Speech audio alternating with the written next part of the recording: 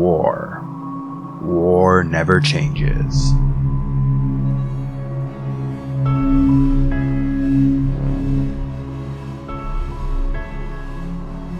Born in 2226 near the Boneyard, under the flag of the New California Republic, Edward Sallow lost his father to raiders at a young age, and so his mother sought refuge with the followers of the Apocalypse, cooking and cleaning in their library. A humanitarian organization of scholars who provided education and medical services, the followers of the Apocalypse aimed to preserve human knowledge and bring enlightenment to the wasteland. Thanks to the efforts of his mother, Edward Sallow received a free education and proved highly intelligent, though he only put effort towards the subjects that piqued his interests. Known for his bad temper and narcissistic attitude, Sallow was not liked by his peers, and always felt out of place among the followers, believing their mission to enlighten the ignorant masses a naive waste of their talents.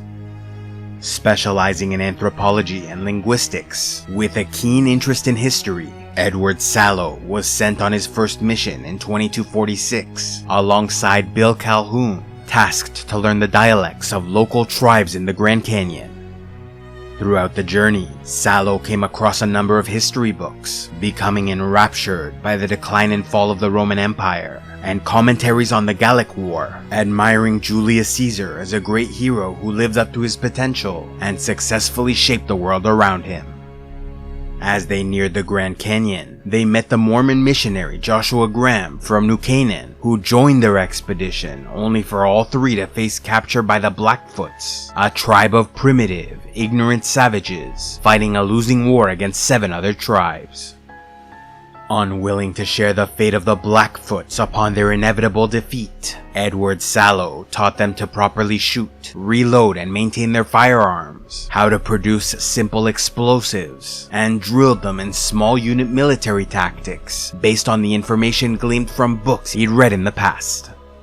Impressed by his knowledge, the Blackfoots made Sallow their chieftain, and so he led them against the Ridgers tribe, their weakest enemy, and when they refused to surrender, made an example of them, ordering the death of every man, woman, and child. When they next faced the Kebabs tribe, Sallow took their envoy to see what was left of the Ridgers, which proved so terrifying, he returned home with horrifying tales of brutality, causing them to surrender without a fight. The same tactic then worked against the Fredonians and the other tribes of the region, ending the war in victory for the Blackfoots. Before Sallow's interference, the tribes of the Grand Canyon only ever fought small-scale raids to pillage their neighbors and take their women, making them entirely unfamiliar with the concept of total war. Reflecting upon their victory, Sallow concluded these conflicts emerged from a clash of cultures, and so the solution was to obliterate individual tribal identities and replace them with a single monolithic culture. Inspired by the ancient Roman Empire, Sallow crowned himself Caesar in 2247, seeking to create a highly militarized autocracy that effectively integrated the foreign cultures it conquered. In Rome, he found a template for a society equal to the challenges of the post-apocalyptic world, where he could establish a new Pax Romana through the formation of a nationalist, imperialist, totalitarian, homogeneous culture, where the individual has no value beyond his utility to the state. Ready to enact the next phase of his plans, Caesar released Bill Calhoun from captivity so he might return to the followers and warn them from interfering with the Legion, while Joshua Graham became his second-in-command, earning the title Malpais Legate. In constructing his empire, Caesar took inspiration from the history of the NCR, believing they reached their peak under the second president, Tandy, who was so popular no one could beat her in an election, allowing her to rule like a queen until her death. Comparing them to the ancient Roman Republic, he considered the NCR a once prosperous state founded on noble ideals, which over time grew corrupt and stagnant, so plagued by bureaucracy and political infighting nothing worthwhile could be accomplished. To ensure his new state would not fail in these same ways, he tailored their laws, culture, and values around the reality of the wasteland, mercilessly organizing society to establish long-term stability at any cost.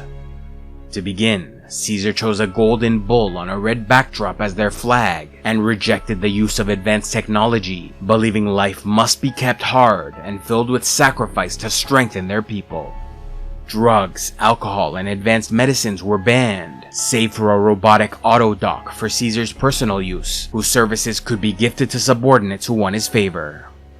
In order to ensure the growth of their population, strict gender roles were maintained, with men used as warriors, while women were breeders, healers, teachers, and a form of reward for courageous males. Homosexuality was banned, and children were taken from their parents to be raised by priestesses that taught a curriculum which included the worship of Mars, a war god said to be the father of Caesar, emphasizing their leader's near divinity and right to rule. As most wastelanders were entirely ignorant of the past, Caesar made it seem like this Roman-style legion and empire were entirely his own creation, and killed anyone who learned the truth of Roman history or tried to spread this information. As part of his rising nation's economy, Caesar introduced his own currency, which included the denarius, made of silver, which bore the image of young Caesar with the words Caesar Dictator on one side, along with an image of Caesar, Joshua Graham, and Bill Calhoun, with the words Magnum Chasma, meaning Great Chasm, on the other side. Then there was the aureus, made of gold, with an older Caesar and the words Aeternit Imperi, meaning Eternity of Rule, on one side, along with the image of the Legion Bull and words Pax per Bellum, meaning peace through war, on the other side. Providing standardized, mass-produced weapons and armor for his soldiers, Caesar had the ultimate authority over his legion, but gave more direct military control to his second-in-command, the Malpais legate Joshua Graham, who led their armies in battle. Inspired by the Marian reforms that transformed the late Roman Republic's army, Caesar's legion was divided into cohorts of 480 men, which then broke down into 8 centurii of 80 men, each led by a centurion. These centurii were then divided into 10 squad-sized contubernia of 8 men, each led by a decanus. The least experienced soldiers were usually sent in the first wave of an attack to prove their skill and valor, while those who survived became prime legionaries, sent in the second wave of future conflicts. The most experienced veteran soldiers made up the third wave and rear guard, so they might send their most elite troops against tired and weakened adversaries. There were also more specialized positions, like the Vexillarius Standard Bearer, who carried their banner into battle, the Frumentari or Speculatores, who served as special forces, engaging in recon, infiltration, and subterfuge, and the Praetorian Guard, elite warriors chosen to protect Caesar and his legate. With his Roman-style legion, Caesar successfully conquered 86 tribes, gaining territory in Utah, Colorado, Arizona, and New Mexico, establishing his capital of Flagstaff in 2255. Throughout the next 2 decades, Caesar's old homeland of the NCR underwent its own expansionary period, moving east into Nevada, where they signed the Treaty of New Vegas in 2274, making a deal with Mr. House to acquire control of Hoover Dam and McCarran Airport, in exchange for 5% of the dam's energy output and the continued independence of New Vegas. A year later, in 2275, the Legion Frumentary Ulysses reported the NCR's occupation of Hoover Dam, and so Caesar prepared their forces for the next stage of expansion, considering his previous campaign like his namesake's conquest of Gaul, a war to establish himself before crossing the Rubicon of the Colorado River, to take New Vegas, which will serve as his Rome, and then defeat the NCR, which was like the Roman Republic, a corrupt government crippled by bureaucracy that needed to be overthrown and made into an empire. Caesar saw this as a classic case of Hegelian dialectics, where an initial idea or thesis like the NCR is opposed by an antithesis, the Legion, resulting in changes that create a synthesis or new, improved idea. Gathering their forces, Caesar launched the First Battle of Hoover Dam in 2277, sending his legion under the command of the Malpais legate Joshua Graham. However, the NCR were prepared for this assault, with Chief Hanlon of the Rangers setting up a trap. To start, the army of General Lee Oliver distracted the enemy with a direct confrontation, while rangers and sharpshooters picked off enemy officers, like centurions and decani, leaving the legion's leadership structure in shambles. Unable to adapt to the situation, Joshua Graham ordered his men to press forward, and so the NCR issued a tactical retreat, while some of their soldiers stayed behind just long enough to ensure the enemy committed their most elite warriors to the engagement. Convinced they were winning, Joshua Graham chased the retreating soldiers into nearby Boulder City, only for the NCR to trigger pre-prepared explosives, destroying enemy forces and depleting their morale. The NCR then charged forth in a counterattack, and so Joshua Graham retreated with the shattered remnants of his army. Outraged by this defeat, Caesar made an example of his legate by lighting him on fire and tossing him into the Grand Canyon, but he somehow survived and went on many more adventures, earning fame as the Burned Man. Caesar then chose Legate Lanius as his new second-in-command, a large, fearsome warrior with unique armor who earned the nicknames Monster and Terror of the East. Although his origins were uncertain, with many contradicting stories, one of the more popular tales claimed Lanius was the greatest warrior of the Hydebarks tribe in Arizona, able to wipe out entire Legion patrols on his own, which significantly delayed the annexation of his homeland. When the Legion at last surrounded the Hydebarks, their chief surrendered, which so enraged Lanius, he killed 15 of his own warriors before he was put down.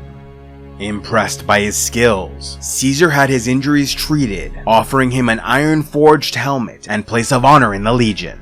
Lanius accepted on the condition he could slaughter the remaining men of his tribe for their betrayal. Caesar agreed so long as he limited his killings to the adult males, thereby leaving the women and children to serve the Legion. After learning of his promotion, Legate Lanius finished his campaign in the Utah wilderness, where he conquered another 14 tribes and made his way to Caesar's camp to prepare for the next invasion of Hoover Dam. Yet as all this went on, Caesar's health started to deteriorate, with worsening headaches and a stiff left leg. Becoming more reclusive, Caesar suspected a brain tumor, but nevertheless continued with his plans, allying with the Whitelegs tribe as they fought for Zion Canyon, and making a deal with the Omertas of New Vegas, who agreed to overthrow Mr. House when the Legion attacked. Meanwhile, Mr. House searched for the Platinum Chip, an upgrade to the New Vegas defense system lost during the Great War, and finally tracked it down, hiring the Mojave Express for its delivery. But it never arrived, as the Courier was captured, robbed, and shot by Benny of the Chairman Gang, only for the Courier to survive and embark upon a legendary adventure in which he met Caesar, who offered the chance to help the Legion by assassinating the NCR President Kimball while he gave a speech, after which he would join their assault in the Second Battle of Hoover Dam. Considering all options, the Courier went on to find Benny, recover the Platinum Chip, and ultimately decided the fate of Hoover Dam and New Vegas by allying with the NCR, Caesar's Legion, Mr. House, or no one to ensure their independence.